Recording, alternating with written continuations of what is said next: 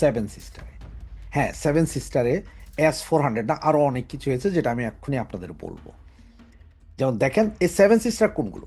Seven sister হচ্ছে যে আসাম, মেঘালয়, অরুণাচল প্রদেশ, মণিপুর, মিজোরামপুর, নাগাল্যান্ড এবং ত্রিপুরা। এই সাতটি অঞ্চল বা সাতটি স্টেট ভারতের আমাদের বাংলাদেশের সাথে সরাসরি সম্পৃক্ত, কারণ বাংলাদেশ তিন দিক থেকেই ভারত দ্বারা বেষ্টিত। এবং এই সাতটি অঞ্চল যাকে সেভেন সিস্টার বলা হয়, এগুলো আমাদের দেশের সাথে একেবারে ঘনিষ্ঠভাবে লাগোয়া, এবং যেটাকে বরাবরই আমাদের এই হাসনাত সার্জিস সহ মৌলবাদী শক্তি বারবার এটাকে কাট অফ করে দিবার হুমকি দিচ্ছিলেন। এবং পাকিস্তানি সেনাবাহিনীর সাথে একজোট হয়ে এখনও এই সমস্ত বর্ডারের বিভিন্ন কোনায় তারা ক্যাম্প করেছে। বাংলাদেশ সরকারের অর্থায়নে পাকিস্তানের ট্রেনিংয়ে এই অঞ্চলের, এই সাত অঞ্চলের বিভিন্ন জায়গায় বাংলাদেশের ভূখণ্ডে সন্ত্রাসী ক্যাম্প করা হচ্ছে, ট্রেনিং দেওয়া হচ্ছে, যাতে বিচ্ছিন্নবাদীরা ভারতের এই অঞ্চলটাকে অস্থিতিশীল করে রাখতে পারে। আর সেই কারণেই আমি গত 3 দিন আগে একটা ভিডিও দিয়েছিলাম যে আসাম দিয়েই শুরু হবে অ্যাকশন, এবং এর পরবর্তী ভিডিও করেছিলাম যে কোনো মুহূর্তে ঘটতে পারে বিরাট অঘটন, এবং সেটারই সিগনেচার আজকের এই মুহূর্তে আপনাদের জানাতে যাচ্ছি। আপনারা আমার পেছনে যে ব্যাকগ্রাউন্ডটা দেখতে পাচ্ছেন, এই ব্যাকগ্রাউন্ডটা এটা হচ্ছে যে আপনার বেড়া করেছে, এটা মানে আগে কাঁটাতারের বেড়া হতো, সেটা এখন সে কাঁটাতারের বেড়া বাদ দিয়ে এখন এখানে এই সাইজের যে ছবিটা দেখছেন বা উপরে এখানে কোনায় যে ছবিটা দেখছেন, এই ছবিটা সেম এইভাবে এইভাবে ব্যারিকেড দেওয়া হচ্ছে, মানে বর্ডার এলাকা পুরোটাকে ঘিরে ফেলছে। এটা প্রায় 75% কার্যক্রম শেষ হয়ে গেছে। 25% বলতে কলকাতার ওই অংশে কিছুটা আছে, যেখানে এখনো মমতা বন্দ্যোপাধ্যায়ের সাথে ভূমি নিয়ে সম্ভবত কোনো একটা ঝামেলার কারণে ওইটা এখন এই ঘেরাওটা দেওয়া হয়নি। তবে ওখানে বিএসএফ সার্বক্ষণিক নজর রাখছে। আর এই বেড়াটার বৈশিষ্ট্য কি? এটা হচ্ছে 12 ফিট উচ্চতা একটা বেড়া, তার উপরে আছে আপনার কাঁটাতার। কাঁটাতার উপরে কাঁটাতার আছে, এবং এটা নিচের দিকে মাটির নিচে প্রায় 3.5 থেকে 4 ফিট নিচ থেকে এই জিনিস উঠানো হয়। এবং এইখানে আশপাশে বিভিন্ন সেন্সর লাগানো হয়েছে, এবং নাইট ভিশন ক্যামেরা থেকে শুরু করে সম্পূর্ণ উন্নত প্রযুক্তির ক্যামেরা, ফেস ডিটেক্টর এগুলো বসানো হয়েছে। তার মানে এই বেড়ার সংস্পর্শে আসার সাথে সাথে আপনার বাম দিকে এবং ডান দিকে পুরো 4 কিলোমিটার এলাকায় at a time real time ছবি সহ অ্যালার্ম বেজে উঠবে, সতর্ক হয়ে যাবে সাথে সাথে এই 4 কিলোমিটারের সৈন্য, পুলিশ, বিডিআর, বিজিপি যা যা আছে সবাই। এবং এইখানে যা শোনা যাচ্ছে এটার মধ্যে আরেকটা সিস্টেম যেটা, সেটা হচ্ছে ধরেন এখানে যে ছিদ্রগুলো দেখছেন, এই ছিদ্র দিয়ে একটা ইঁদুর যাওয়ার ক্ষমতা অনেক। যদিও কেউ এর একটা ইঁদুরও যায়, তাতেও এই অ্যালার্ম বেজে উঠবে, খবর চলে যাবে সেন্ট্রাল থেকে শুরু করে সব জায়গায়। আমার 4 কিলোমিটার আপনাকে বললাম, যেখানে হবে তার থেকে ডানে 2 কিলোমিটার, বামে 2 কিলোমিটার, 4 কিলোমিটার এলাকা অ্যাট এ টাইম আপনার রিয়েল টাইম ছবি উঠে যাবে, এবং সাথে সাথে সবাই অ্যালার্ট হয়ে যাবে। এবং এখানে এমন শোনা যাচ্ছে 11,000 ভোল্টের ইলেকট্রিক শর্ট সার্কিট চালু হয়ে যেতে পারে দেন অ্যান্ড দেয়ার, মানে কয়েক সেকেন্ডের ভিতরে, কয়েক সেকেন্ডের ভিতরে 11,000 ভোল্টের ইলেকট্রিক চালু হয়ে যেতে পারে। তার মানে হচ্ছে আপনি কেউ যদি কেটে যদি ঢুকারও চেষ্টা করে ওখানে মরবে, এই অবস্থা রেখেছে। এবং এছাড়াও পুরো এই সেভেন সিস্টারের মধ্যে ওনারা আপনার S-400, যেটা ভূমি থেকে আকাশ এবং ভূমি থেকে ভূমিতে নিক্ষেপণযোগ্য যেই এয়ার ডিফেন্স আছে, এই ডিফেন্স সিস্টেম বসানো হয়েছে S-400, এবং সেখানে বসানো হয়েছে আপনার পিনাকা এবং ব্রাহ্মস মিসাইলের লঞ্চ প্যাড, ওগুলো ওখানে প্রস্তুত। এছাড়াও রাফাইল বিমান রাখা হয়েছে 1 বা 2 স্কোয়াড্রন, এবং সুখয় 35 আছে, থান্ডার বিমান আছে, এবং মিরাজের মতন বিমানও ওইখানে প্রস্তুতি রেখে এসছে পুরো সেভেন সিস্টার অঞ্চলে। এবং এই সেভেন সিস্টার অঞ্চলকে এমনভাবে ঘিরে দেওয়া হয়েছে যাতে যে কোনো মুহূর্তে কয়েক সেকেন্ডে অ্যাকশানে যেতে পারে। ভৈরব ব্রিগেড, আপনারা জানেন যে ভৈরব ব্রিগেড সবচেয়ে শক্তিশালী ব্রিগেড। এরা পাহাড়ে পর্বতে গুর্খাদের মতো, গুর্খা ব্রিগেডের মতো পাহাড় পর্বত সব জায়গায় যেতে পারে। আর সেভেন সিস্টারের যে অঞ্চলটাকে ঘেরাও করা হয়েছে এই কাঁটাতার দিয়ে, সেখানে ম্যাক্সিমাম পাহাড় পর্বত নদী নালা আছে, এবং ওখানে এমন কিছু নদী আছে যে নদীতে ওনারা যে কামান এক জায়গা থেকে এক জায়গায় নিয়েছেন, সেটা নদীর ভিতর দিয়ে কামানগুলো চলে বর্ডারের কাছে গিয়েছে। তার টোটাল প্রস্তুতি, এবং সেম সিস্টেমটা করে রেখেছে আপনার জম্মু কাশ্মীরের দিকেও, মানে যেখানে কাশ্মীর, যেটা নিয়ে পাকিস্তানের সাথে বিরোধ আছে। তার মানে সামান্য একটা স্ফুলিঙ্গ, এবার হোক সেটা কাশ্মীর পয়েন্ট থেকে আর হোক সেটা বাংলাদেশ পয়েন্ট থেকে, অ্যাট এ টাইম ওনারা বুট রাখার দরকার নাই, ইন্ডিয়ান সেনাবাহিনী আসার দরকার নাই, ওখান থেকে বসে কয়েক মিনিটের ভিতরেই বাংলাদেশকে ম্যাসাকার করার ক্ষমতা রাখছে ইন্ডিয়ান সেনাবাহিনী। এবং বাজেট প্রায় নাকি যতটুকু নিউজ পেলাম তাতে $120 মিলিয়ন সম্ভবত গত 1.5 বছরে ইন্ডিয়া খরচ করেছে শুধু এই টোটাল বর্ডার সিকিউর করার জন্য। এমনভাবে সিকিউর করেছে যে এখন সেভেন সিস্টার খাওয়ার আর ভেঙে দেওয়ার, সেভেন সিস্টার উড়িয়ে দিব, গুড়িয়ে দিব, এগুলার বলার ক্ষমতা আপনাদের ক্ষমতা আছে, কিন্তু করার কিছু নেই। এবং ইন্ডিয়ান গভর্নমেন্ট সব কিছুর উপরেই এই মুহূর্তে নজর রাখছে। আপনাদের বারবার বলছিলাম যে কোনো মুহূর্তে হবে। হ্যাঁ, এখন একটা ভুল পদক্ষেপ বাংলাদেশের খড়গ নেমে আসবে পুরো দেশের উপর।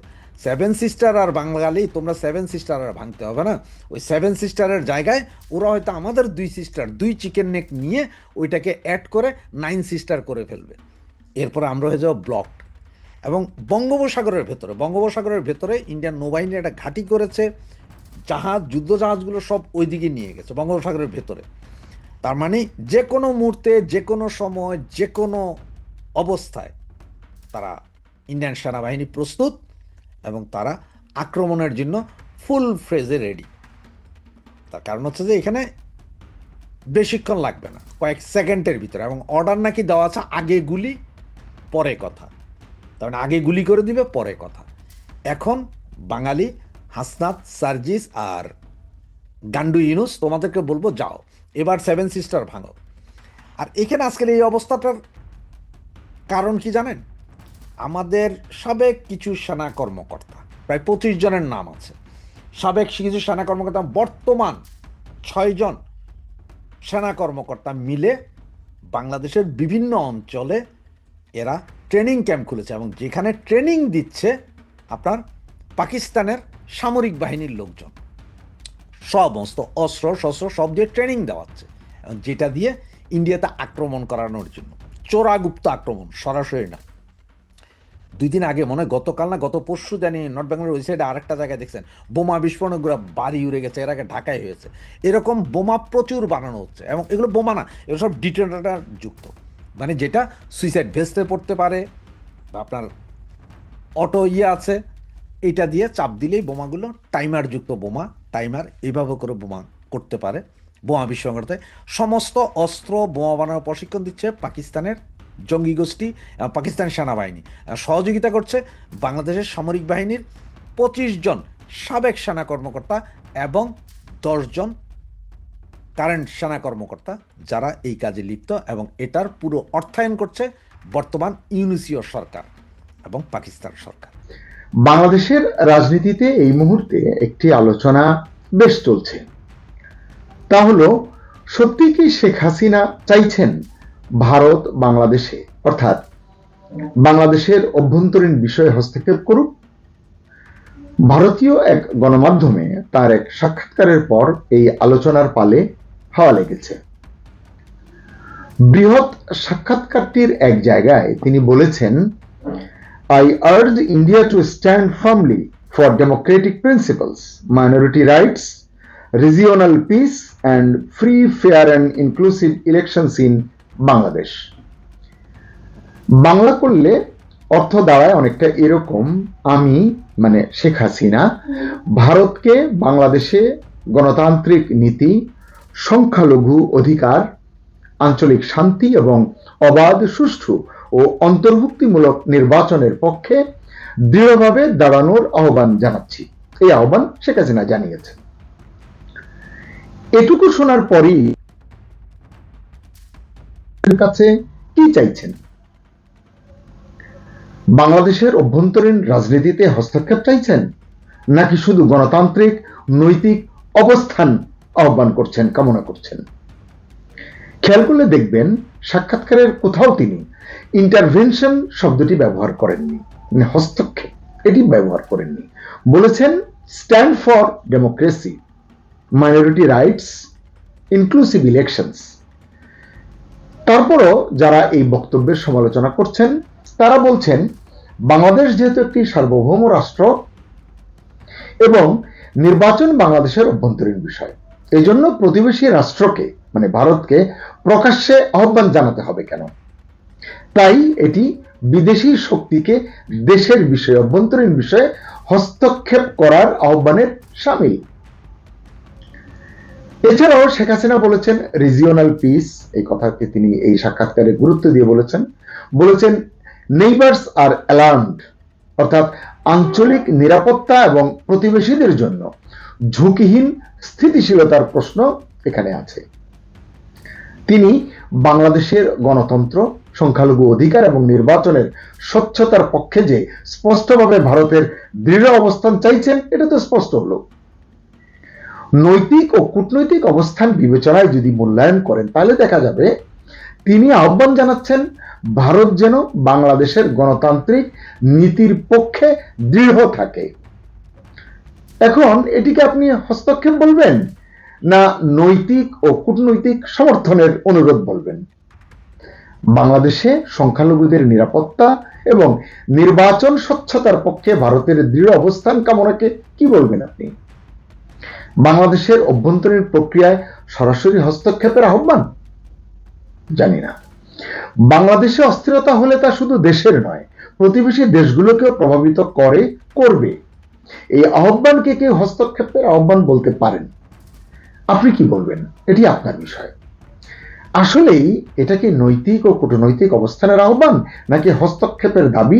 এই প্রশ্নটি বারবার উঠবে এবং এর সমাধান আপনাকে আমাকেই নিশ্চিত করতে হবে, আমাদেরকে বের করতে হবে আমরা আসলে এটিকে কিভাবে দেখছি। প্রসঙ্গত এখানে আরেকটি বিষয় অনেকের মনেই প্রশ্ন জাগাচ্ছে, কিছুটা হাস্যকর আবার একেবারে উড়িয়ে দেওয়ার মতো নয়। সেটি কি? সেটি হচ্ছে ট্রাম্প যেমন নিকোলাস মাদুরোকে ভেনেজুয়েলা থেকে তুলে এনেছেন তার বাহিনী দিয়ে, নরেন্দ্র মোদী কি ইউনুসকে ঠিক সেভাবে তুলে নিয়ে যাবেন? এরকম প্রশ্ন অনেকের মনে উঠছে, অনেকে এগুলো আলোচনা করছেন সোশ্যাল মিডিয়ায়, কিন্তু আপনারা এগুলো দেখছেন হয়তো। এইরকম আশঙ্কার সঙ্গে শেখ হাসিনার এই সাক্ষাৎকারের এসব দাবি এবং যুক্তির কোনো যোগসূত্র আছে কিনা আমি জানি না, থাকতে পারে কিনা তা বলতে পারছি না। শেখ হাসিনা কি ভারতের হস্তক্ষেপের মাধ্যমে আন্তর্জাতিক এবং আঞ্চলিক চাপ তৈরি করতে চাইছেন?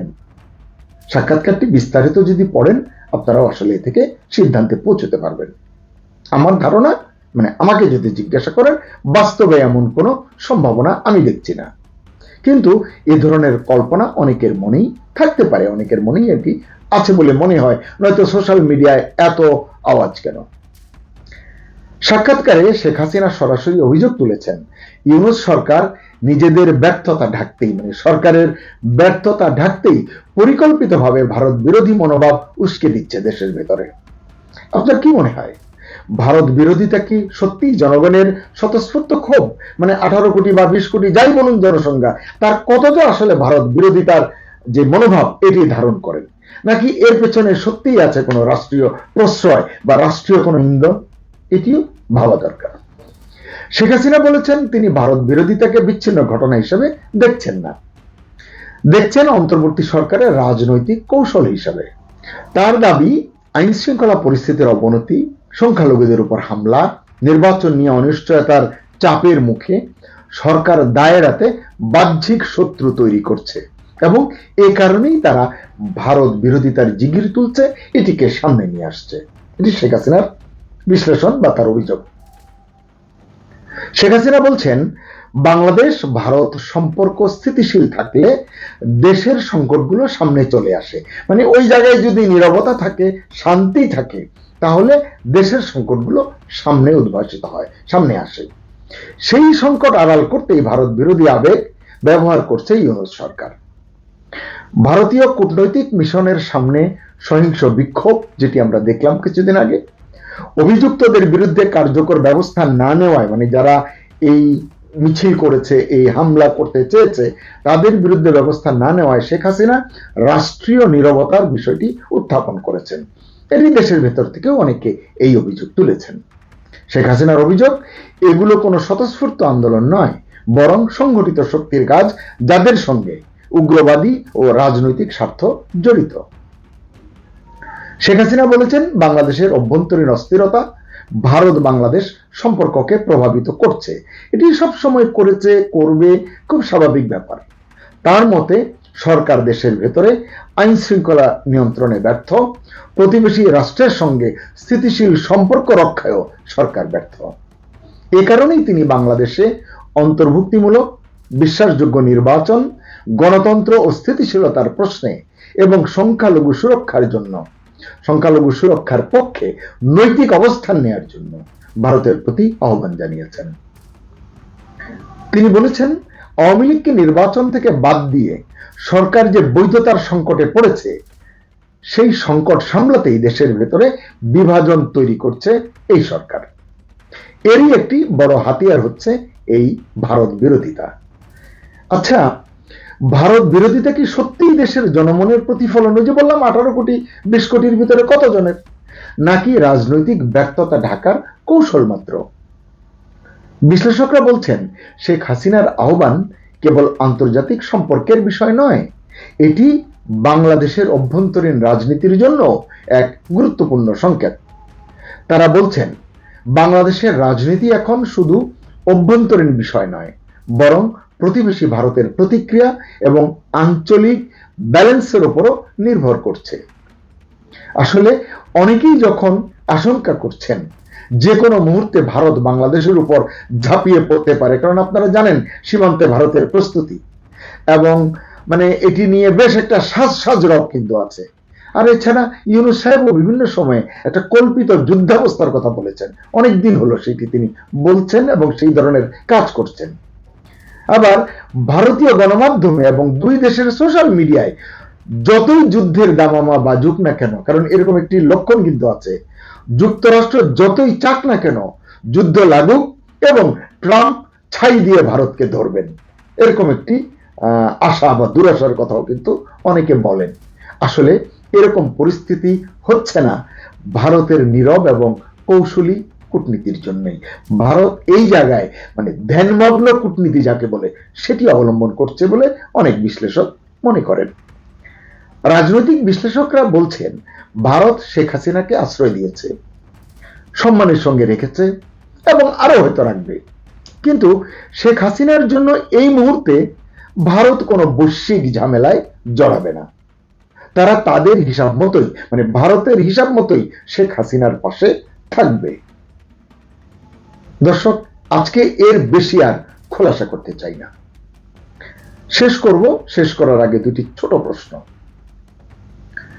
ভারতের উদ্দেশ্যে শেখ হাসিনা যে আহ্বান করেছেন, তা কি হস্তক্ষেপের না কূটনৈতিক অবস্থানের আহ্বান?